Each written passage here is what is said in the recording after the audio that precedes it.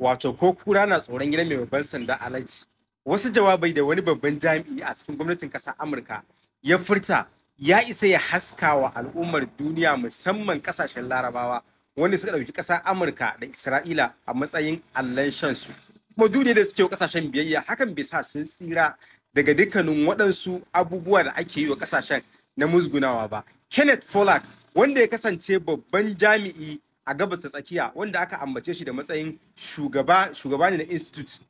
ma'ana shugaban Middle East Institute na ƙasar Amurka ya bayyana cewa da yiwuwar Amurka ta ƙara kai hare-hare a cikin gidan ƙasar Iran, amma ya ayyana abin da ba fa abu ne mai sauƙi ba. Ya ƙara maimaitawa cewa wannan ba abu ne kawai ba, ma'ana ba zai kasance abu mai ƙaramin sauƙi a wurin ƙasar Amurka matuƙa ta ƙara kai farmaki cikin ƙasar ta Iran ba.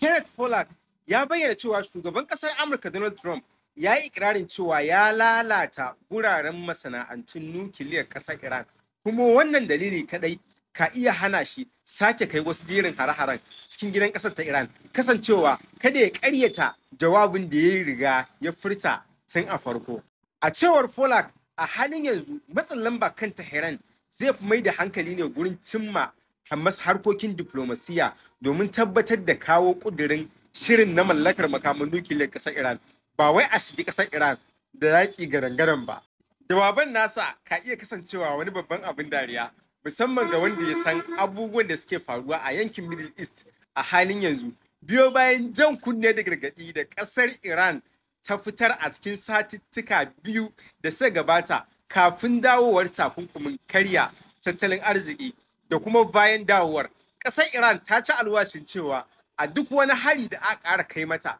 walau ƙasar Isra'ila ta ƙara yin gangancin kai mata hari a hukumance ko kuma a kaikaice, to Iran ta ayyana shiga yaƙi kai tsaye da ƙasar Amurka ba tare da ɓata lokaci ba. Kasancewar ƙasar Isra'ila an ambace ta da tamkar wani makami na ƙasar Amurka, kamar yadda shugaban ƙasar Koriya ta Arewa Kim Jong-un ya bayyana cewa ƙasar Isra'ila ba komai bane ba face wani makami na ƙasar Amurka wanda take amfani da shi domin yakar duk ƙasar da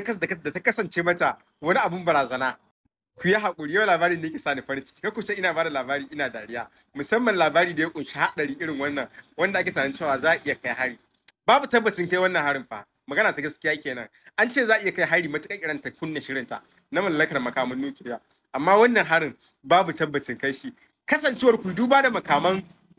Pollack, abin da ya ayyana ya kasance shine afuwa mataimakin shugaban Middle East Institute shine ba da wannan tabbacin cewa abu ne mawuyaci mai matukar wahala ƙasar Amurka a wannan lokaci ta ƙara yadda ta shiga yaƙi kai tsaye da ƙasar Iran, ma'ana ta ƙara amincewa ta kai hare-hare a guraren masana'antar nukiliyar ƙasar Iran. Duk da a ɓangare ɗaya ƙasar Isra'ila ta fidda sanarwar cewa tun biyo bayan dawowar takunkumin karya tattalin arziki na Majalisar Ɗinkin Duniya kan ƙasar Iran, ƙasar Isra'ila ta himmatu gurin ƙwarara tare kuma da ƙarfafa tsaron ƙasarta da iyakoki. Kasancewar wasu hoton images na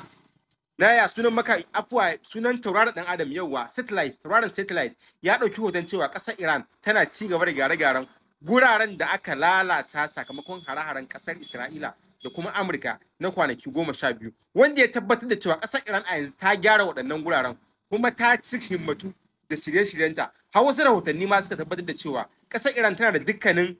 dukkanin makamashin da take bukata domin kera makamin nukiliya, kamar yadda Rafael Grossi, shugaban hukumar ta nukiliya, ya bayyana cewa ƙasar za ta iya kera wannan makami, kasancewar ya bayyana cewa ƙasar tana da cikakken ƙarfi da kuma masu basirar da za su iya aiwatar da wannan aikin cikin ƙasa da shekara guda, matuƙar ƙasar ta sa kanta da tabbatar da wannan al'amari. A kwanakin baya na kawo muku wani rahoto wanda aka bayyana cewa an samu saɓanin ra'ayi a cikin majalisar ƙasar Iran, ma'ana majalisar koli ta ƙasar masu yanke hukunci akan aiwata abu ko da aiwatar, yayin da wasu daga cikin shugabannin majalisar ke ganin ya dace ƙasar Iran a hukumance ma ta bayyana yunkurinta na mallakar makamin nukiliya, kasancewa ta tsira daga barazanar da ake mata, yayin da tun da maro da ake a baya ƙasar Iran fa bata faɗa a hukumance cewa tana da burin mallakar makamin nukiliya domin yaƙi bane ba, ta bayyana cewa za ta mallaki makamashin nukiliya ne domin samar da isasshen makamashin wutar lantarki, ba ta bayyana cewa za ta samu da shi ta hanyar yaƙi ba, in tabbatar cewa ita shirin nukiliyar ta ya kasance na zaman lafiya ne.